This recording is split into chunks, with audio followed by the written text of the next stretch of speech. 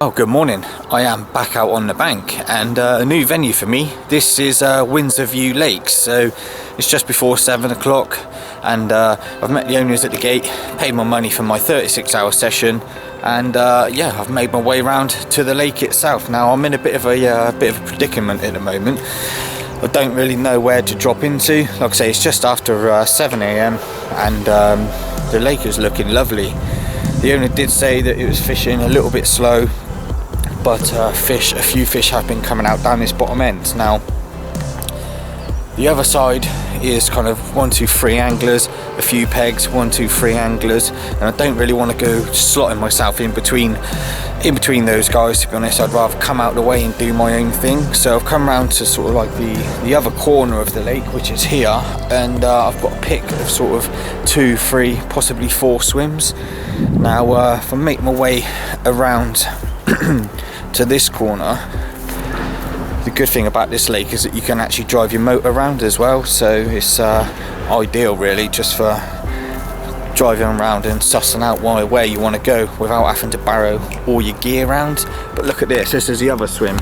Excuse the fencing and the big old marquee there. They are due to have some sort of car auction or something, so they've been setting up a couple of weeks in advance. I guess probably trying to play catch up due to the fact that you know, coronavirus is hitting. It's probably you know, a bit of late preparation for some car auction or something. So excuse the fencing and whatever else. But this is another swim, and obviously the other side of this swim is a nice big open swim, and you can get obviously down into this corner. Don't know if you can see that, sort of like margin corner. And I was, you know, thinking about maybe stick one over there, walk around and sort of bait up in that little gap there. Obviously got bit of open water, so I'm in a bit of a sticky one. I don't really know what to do. I've been around to the other side of the lake, and there was a guy packing up. He's actually a bailiff here, funnily enough.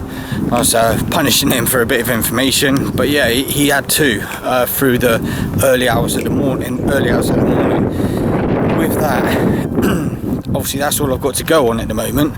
So I've been and left the bucket round there, and I've just walked back round to the car, because I might as well just jump back in the car and drive back round to that swim and just have a little bit more of a further look.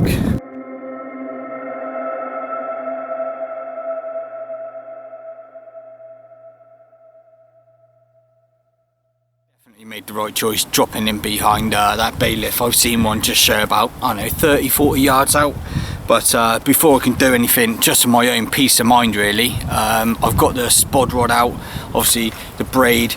I'm not worried about the contour, sort of like the makeup of the lake bed.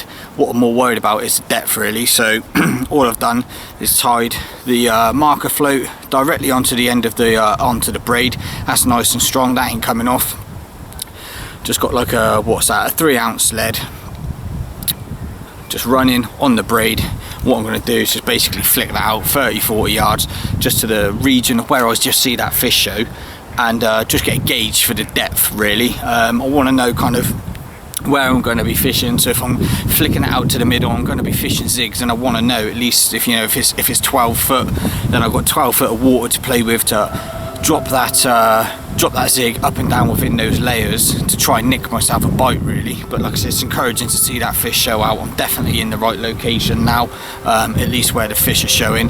It's just whether obviously I can get the right depth to get them to snatch maybe one or two of the zigs that I probably am going to throw out whilst this sun is high in the sky. So let's fling the camera around, let's get this marker out, get a little idea about the depth that we're playing with, and yeah, we can go from there.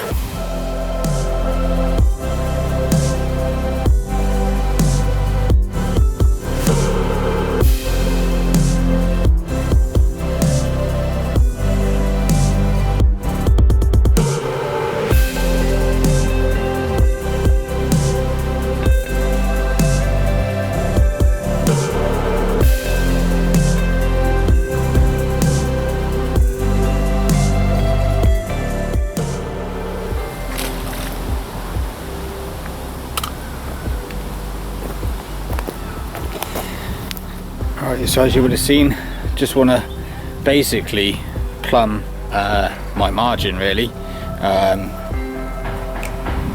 I'll flick the marker out just under this overhanging tree here. Just gonna really tighten down to the lead with that float so that braid is nice and tight in my fingers. Loosen off the spool and basically just count how many feet it takes for this float to pop up. 1, 2, 3, 4, 5, 6 and a bit, so just shy of 7 foot down there, which is quite nice considering a lot of it. There's a float just here, so that's like 7 foot down there. Out in front of me is the best part, sort of, I don't know, it kind of went 12 to 11 to a 10, so I know I've got between 10 and 12 foot. Obviously if I'm fishing on the bottom, I'm fishing on the bottom. A 2 foot probably ain't going to make that much of a difference, but if I'm fishing zigs, those 2 foot could make all of the difference. So what I'm going to do is just repeat the process down the down the left hand side. Just see what I've got down the left hand side.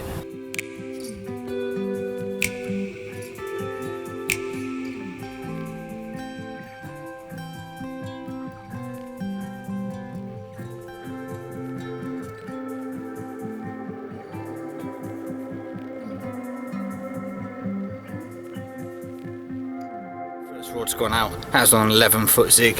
What I'm going to do now is tie up a 10 foot zig, and then what I can do is obviously drop them down if I feel that you know, they need to come down in depth throughout the day. So just going to make the zigs up out of the dedicated floater line, the quarter cruiser control.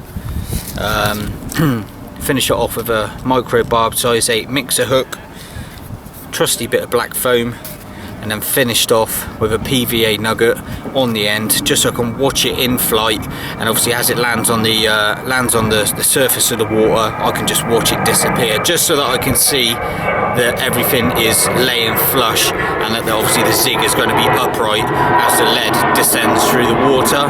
So you're going to have to excuse the planes. I've got a feeling it's going to probably be a regular thing throughout the blog. The planes are going to be going overhead, so yeah, you're going to have to bear with me on that one. But yeah, let's get this 10 foot zig tied up, and we can look to get it out.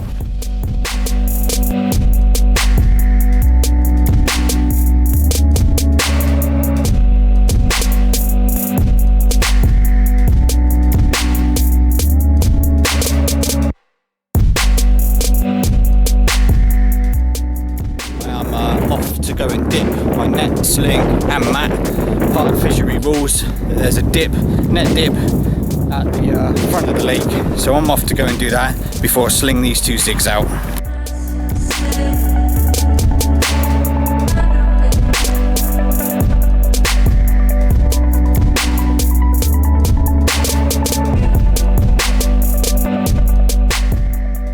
Thing, obviously, even though you dipped it, the next best thing to killing all the bugs and all the nasties and all that sort of thing is, on a day like today, absolutely beautiful, is just basically get it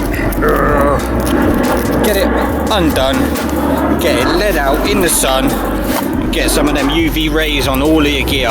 Even if you're not fishing, basically just lay it out in the sun, give it a wash down, you know, hose it all down, and just lay it out like so, and those UV rays from the sun will kill off most nasties, you know, and anything that your gear may or may not have picked up through your last trips. But yeah, like I say, dip it if you can, if there's an on-site dip. If not, in these sort of conditions, just get it in direct sunlight, and yeah, that'll do just as good of a job if there is no dipping facilities on site. So let's leave it there, get these rods out.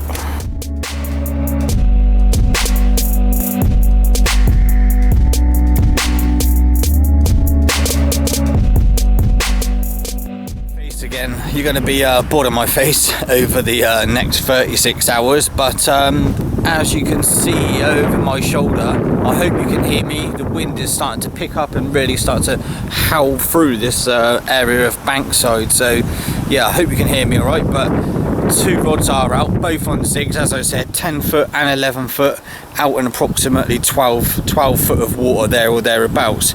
But yeah, things have changed in the last hour. As you'll notice, at my right hand side there was two anglers that were there. They've now departed. There's one guy who has jumped in the corner. He's going to obviously be fishing for I don't know how long, but yeah, this bank is cleared out a bit.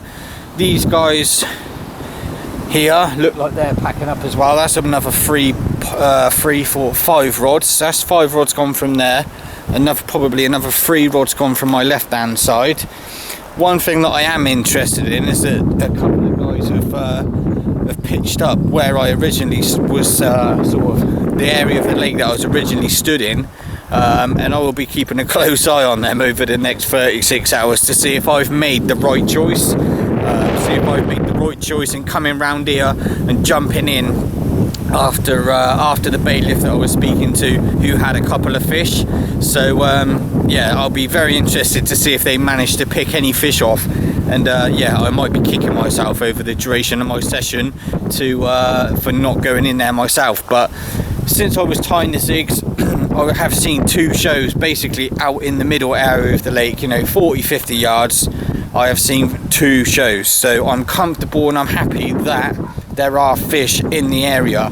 I'd like to say I'm probably in at the tail end of the first third of the lake from the sort of entrance. So I'm kind of like on the last bit of the third of that water, and there is like another 2/3 really up to my right hand side. But I'm going to say I'm feeling confident, because I don't fish zigs at all, if you know me. I think I've probably fished them once or twice, so I'm not massively overly confident. But the cast went out first time, I've got no tangles. I saw the leads go in, I saw the foam drop in after it, I saw obviously the lead drop down and the foam sit on the surface until the lead reached that last couple of foot, and then obviously just dragged it down. So I know that they're going to be sat upright. So now it's just a case of giving it half an hour, maybe just drop casting them a bit further out, a bit shorter, even changing the depths, possibly even the colour of zig foam. So there's a few options when fishing zigs, and you do need to keep mixing it up to try and maximise your time. I'm not going to worry about putting out any sloppy spod, anything like that. I'm just going to boost the actual pieces of foam on my hook, boost them with some oil, because like I say, it's 12 foot out there, and I can't really see any of that sloppy spod going anywhere apart from the other end of the lake with this wind. So I'm confident that the rods are out and that they're fishing. It's now, like I say, just a case of tweaking it throughout the rest of the day. I know that obviously I've got 12 foot of water, like I said, out in front of me, so I will look to put some bait out later on for the evening time. And I've got my right hand side margins, which are around sort of 7 foot as well, which I will also stick some bait into, probably this right hand side, because it come back cleaner than that left hand side. So I'll probably look to put some bait in underneath that right hand side overhanging tree, just because I know that it's a little bit cleaner. But yeah, I think it's time to get a brew on. I've been stressing myself out this morning, getting around the lake, looking for clues, looking for signs, trying to suss the bottom out a bit. And like I say, it's yeah, I kind of pressure myself into probably getting set up and doing the best I can to try and get on the fish and make something happen. So I've got 2 rods out. Let's just kick back, chill out for an hour, see what's happening around us, and then yeah, I can see what happens throughout the rest of the day. But yeah, at least we've got 2 rods out and fishing, so I'm going to leave it there, get a brew on the go.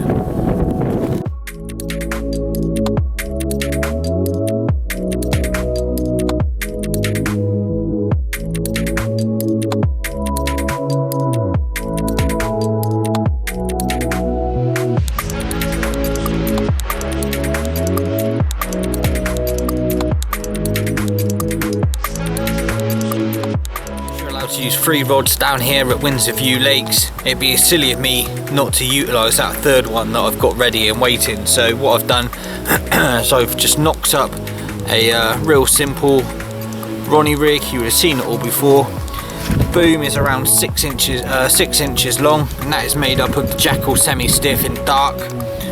Semi-stiff means that it's got enough kick away properties to it.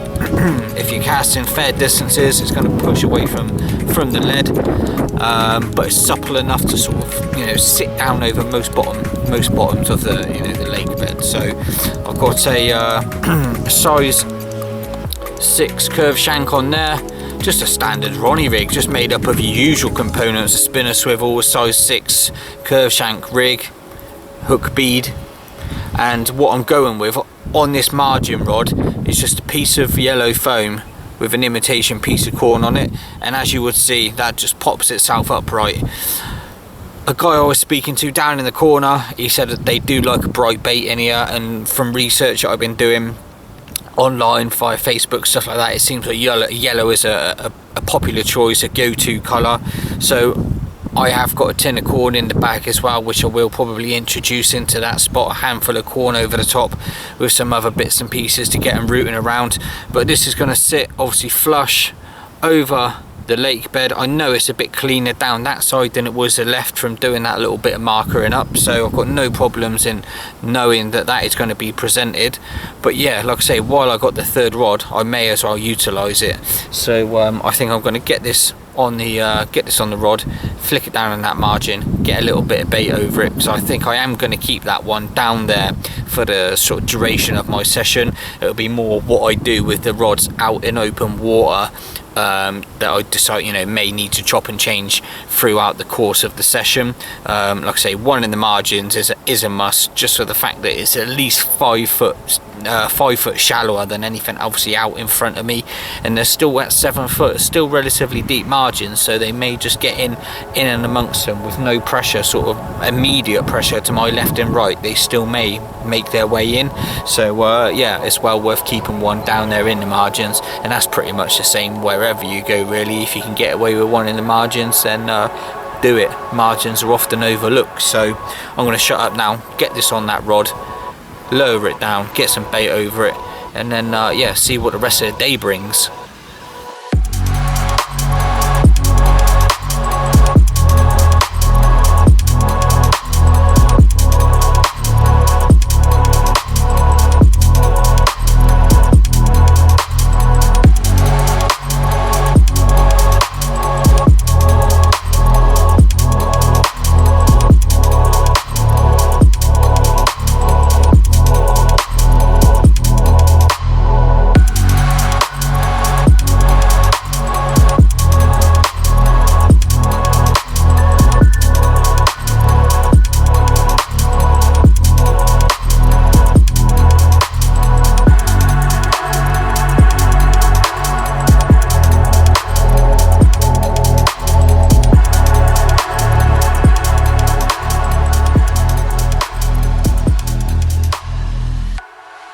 Since we last spoke, nothing's materialised. I've had the zigs in and out, chopping and changing depths, different areas of the swim in front of me where I can cast, because these trees are a bit overhanging and make it a little bit awkward to cast, sort of, you know, 8, 9, 10 foot zigs. But yeah, nothing's materialised. Whilst I've been sat there for the last few hours, obviously I've just been thinking to myself, look, I've got you know, I've got 11, 12 foot of water in front of me. That's the depth it is. And I'm just thinking to myself, what can I do? What can I do? So I just whipped the marker float off, got the bare lead on it, and had a good lead around in front of me. And I'll tell you what, I have found a spot at exactly 9 wraps that goes down with an absolute thud. Like, I'm getting a drop in most places, you know, I'm feeling the lead hitting the deck, but I tell you what, this spot at 9 wraps, my god, it is absolutely slamming down onto the lake bed. You know, the lead's coming in bare clean.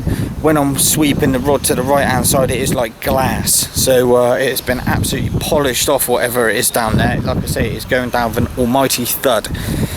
So yeah, that's kind of what I've done for the last, like, sort of half hour to an hour really try to fine tune what's in front of me and try and find something that I'm going to be really happy with going into the night. And like I say, what I'm going to do from there is put probably the best part of 10-15 spombs down there and really try and create something to get the fish wanting to come down onto it. I'm going to fill the spod mix full of oil and liquid so that that's, you know, rising to the surface and hopefully drawing fish down onto it as well.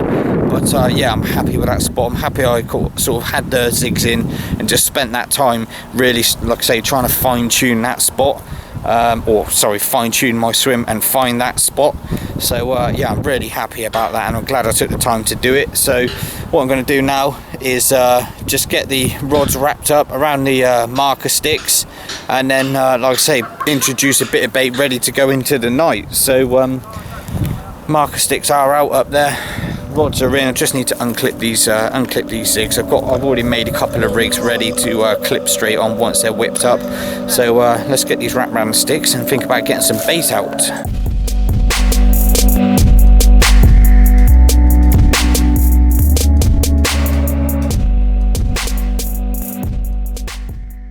So the rods are all wrapped up, ready to go, but first I want to put some bait out. So I'm going to use trusty Spom. Got my finger stool. Although it's only, you know, 30 plus yards, I am going to have to give it a little bit of a punch just as we got a bit of a side wind. So I'm going to have to go up sort of wind to allow it to flutter down through that 12 foot onto that spot at 9 wraps. But first I want to just show you what I'm going to use. This has been prepped a couple of days in advance, and I've just absolutely loaded it full of liquids so that it hopefully draws the fish down onto that 9 wrap spot. So in here I've just got pellets, corn, washed out boilies and boilie crumb. So that's in the 15mm, 10mm, krillin tuna and triple N.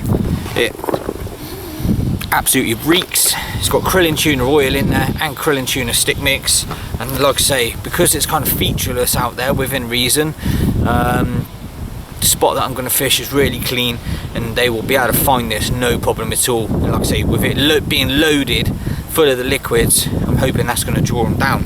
So I'm going to stick the best part of 10 spoms of that out, create a nice carpet, a nice visual attraction, loads of like I say, loads of oozing of the liquids all off coming up through the water column, and like I say, hopefully that does me a bite or two through the evening or through the night, if not, fingers crossed, through the morning. So let's get some of this gear out.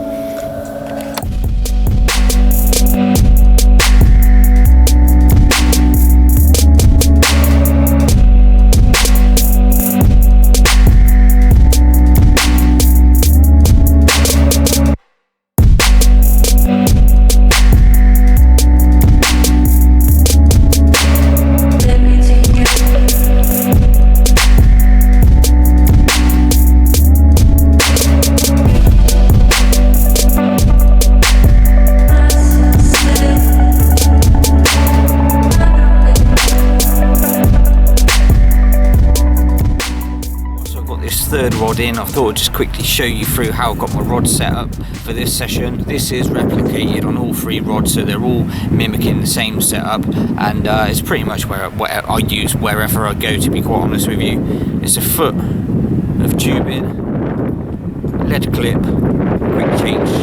quick change swivel, and a 3-ounce flat pair. So I'm not having to cast miles, it's like 30 plus yards, and I'm not having to cast a million miles, so this is more than adequate to get this rig down on the spot nice and quickly, because we have got a little bit of a side wind, so that'll ensure that rig gets down to the lake bed and settles very, very quickly.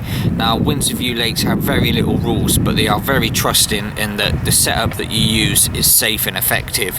So like I say, there are no written rules as such, but just make sure when you come to the lake that your rigs are, like I say, efficient, they're safe, and you're fishing within sort of, you know, within guidelines. And having a setup something like this, you can't go far wrong.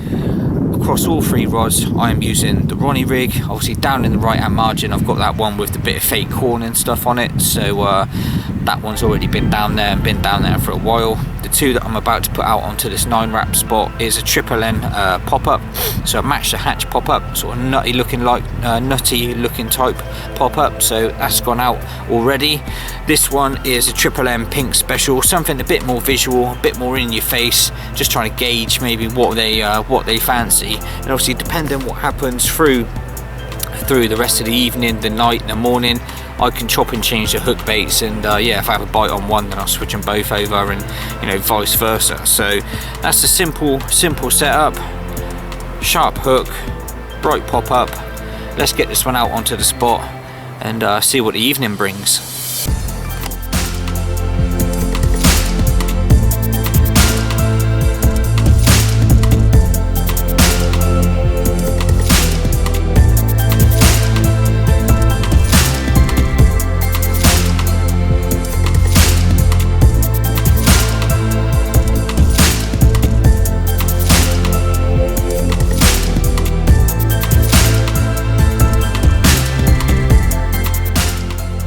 See that behind me?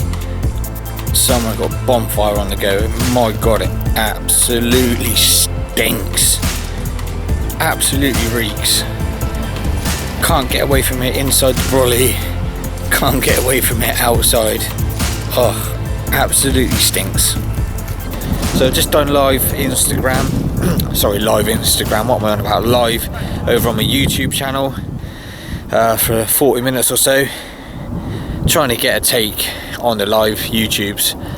Done it 3 or 4 times now, and yeah, aim is to try and get a live take whilst doing the YouTube live stream, but it's not happened yet. But this week we did get a single beep, so who knows, the next one it might turn into a full-on melter. But yeah, it's just coming up to 8 o'clock now. Nothing's really happened. The shows have stopped. I've not seen any now for a good 2-3 hours, and yeah, it seems to quieten down. So let's hope that the fish will move down as the sun starts to go down. Let's hope the fish start to go down and get amongst that bait that I've put out. Fingers crossed. I did just remember as well, bargain of the century. Look at that inflatable pillow, 75p, Tesco's. I've been looking for a pillow for ages. Been looking at obviously getting maybe one of the fleecy ones or something like that, but obviously they take up extra space in your bag, you know, sleeping bag and stuff like that. But yeah, look at that bad boy, 75p. Get that blown up tonight, get that underneath the sleeping bag, see what that's like. Obviously if it works, just let the air out, bosh, takes up no space at all. Can just leave it in the sleeping bag, ready for next time. But yeah, I'll give you a little review of that one in the morning. 75p. Go and raid your piggy banks or one. We'll see how it goes. But yeah, I think I'm going to get a coffee on and just chill out for the next couple of hours as the sun starts to set. If you don't hear from me now, hopefully you might hear from me through the hours of darkness. Hopefully, possibly early morning. That's when the bites come out of this swim. Apparently the bailiff told me that he had 2 yesterday, so let's hope for a little bit more of the same for me. But yeah, we'll have to wait and see, I suppose. So let's hope one of those 3 sing a nice little song for me at some point. But yeah, if not, we will catch up, I would say, either through the night or in the morning. So fingers crossed.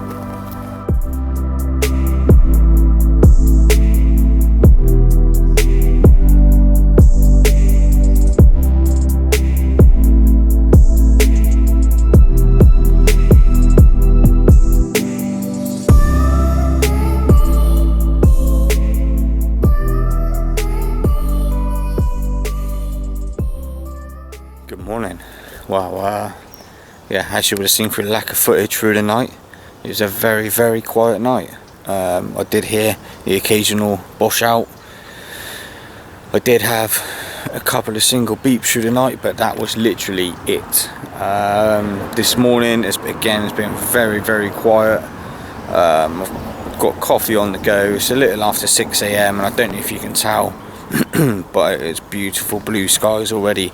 I thought it was meant to be more overcast today and then blue skies tomorrow, but clearly that probably pushed through with the wind that we had yesterday. So yeah, it looks like it's probably going to have to be in the next few hours. Get those zigs retied and get those zigs blasted back out. I have though, in the last sort of 10-15 minutes, seen a fish 3/4 of the way over in front of me. So, you know, oh, there's another one. I don't know if you heard that. I don't know if you can see the rings through the trees at all. But yeah, That one is at a very similar distance, but obviously in front of me. So I've had the margin rod in. I've quickly whipped on a bright pink, triple M pink special, and yeah, and chucked it out, you know, 3/4 of the way over. There's no one fishing directly opposite me, because there aren't the swim that is there is taken up by the boat and their sort of lime powder chalk stuff that they're sticking in the lake. But yeah, there's no one directly opposite me, so I'm not interfering with anyone's fishing. But yeah, so I've just blasted a single out over there, and see what happens really. Like I say, well, I will need to get the zigs back out at probably 9-10ish. I just want to give it the last couple of hours of the morning really. But yeah, these have remained motionless, which is a bit of a shame. So I was hoping that something would happen through the night. Like I said, I did hear fish activity, but it seems like they weren't hungry, or they weren't playing ball, or I'm just in the wrong area. I don't really know much else. Well, I know zero of what's happened throughout around the lake, so I don't really know, to be honest with you. But yeah, I had a good night's sleep if anything. The old trusty blow-up pillow worked a treat. Not gonna lie, it was decent. I think I need to get myself back down Tesco's and see if I can nick a couple more. Well, I didn't nick, but you know what I mean, grab a couple more, and just keep them in the shed, just in case this one does ever go pop. So yeah, might have to take a trip back down Tesco's, see if I can get a couple more. But for now, I'm just rabbiting on, boring you to death. I will need to stick the camcorder on charge by the looks of it, but just going to appreciate this beautiful blue sky, beautiful morning. There's a bit of condensation inside the brolly from that wrap. Probably didn't have the zip undone far enough to let enough body heat out, so probably just take that off this morning and get that all dried out and packed away. But suitably impressed with that as well. So yeah, let's hope one of these rods screams off. And for now, we'll leave it there, and we'll catch up a little bit later on in the morning.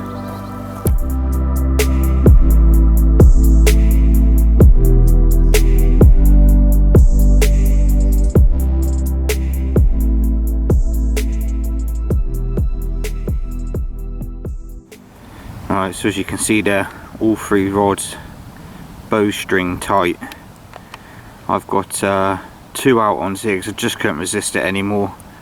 Basically, they've been showing easily 3/4 of the way over, sort of, you know, in this general area. There's no one fishing here. This can't be fished. And they're showing easily 3/4 of the way over. 2, 3, 4 shows I've seen now, literally just before I flicked the camera on. One literally showed just around that area. Like I say, 3/4 of the way over. So I've had to tie the new zigs up sooner than I thought, just because of the amount of shows that I'm seeing. And yeah, they've been dispatched. I've also still got that one single out that I did wang over there sort of earlier this morning, just because it was easy just to quickly chuck a single on, because I see, like I say, 1 or 2 shows. But now I'm seeing, you know, 3, 4, and like I say, that one just before I flicked the camera on, so it's a no-brainer really. So they've all been dispatched. The wind's picked up again pretty much like yesterday. Got that breeze coming from right to left, so it was a bit tricky getting those zigs out, but we managed it. So yeah, let's hope that they rattle off at some point through the morning. You know, if the fish start showing in different areas, then I will reel them in and fire them out and keep dotting them around and try and figure out where and how they want it. But for now, I'm going to kick back, get some breakfast on, and hopefully wait for one of them alarms to sing. Well, whilst just cooking some breakfast, I'm still seeing repeated shows out there, at least halfway to 3/4 of the way over in front of me. So I'm going to try and force the issue. Obviously there's a number of fish, you know, willing to just top out and show themselves. So I've got some washed out boilie left over that is literally like, you know, you can squeeze it between your fingers, it's that soft. And obviously I've got my other bucket that's got bits and pieces in it as well. So I'm just going to get my hands dirty. I'm going to get in there, get it all mushed up, literally to, like I say, just to a mush really, just so I can use it to just spom out. I'm going to wrap the rods up at the same sort of distance as where I'm seeing these shows, put them out, get the spawn wrapped up at the same spot and just put some of this bait over the top of it. I'm not going to be fishing on the bottom now because, like I say, I will be leaving at some point early evening today. So yeah, there's no point in this bait just being wasted. I might as well try and use it to force something, try and maybe get some sort of competition going in the upper layers. And like I say, hopefully my zigs amongst it might make something happen. So I need to get my hands in here, turn this into a massive slop, massive mess, get all dirty, and like I say, hopefully get it out, and fingers crossed it can make something happen.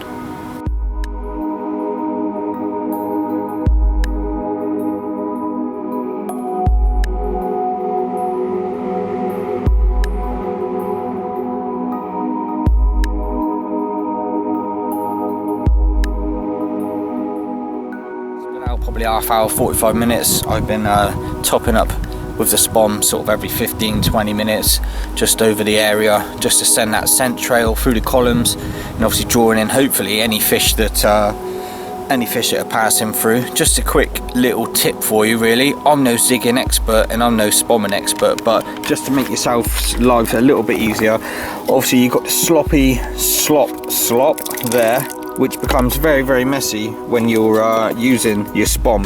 So I recommend just having a bucket of water next to you so you can rinse your hands, a quick towel just to rub them off, dry them off before you start spomming out, because yeah, once you get all this lot over your hands, like casting becomes a nightmare. Your hands are slipping all over the reel, and yeah, it becomes messy very, very quickly. So just a quick tip there, make sure you've got a little bucket of water, a towel, you can just dry your hands off before punching it out into your spot. So I'm going to do that now, get a couple more spoms out over the zigs, and yeah, carry on with a very, very slow pack down, because like I say, it is dry and it allows me to get everything away neat and tidy for the journey home later. So let's get them spoms out, see if we can nick a bite.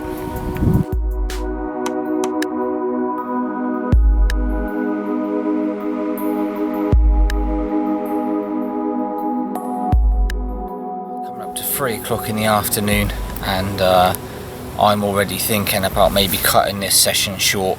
The day has gone on, it's got hotter and hotter, that sun has got higher and higher in the sky, and the fish have responded to that, because I'm starting to see a fair few number of black silhouettes sort of a foot or so underneath the surface, or I've even seen the odd back coming out here or there.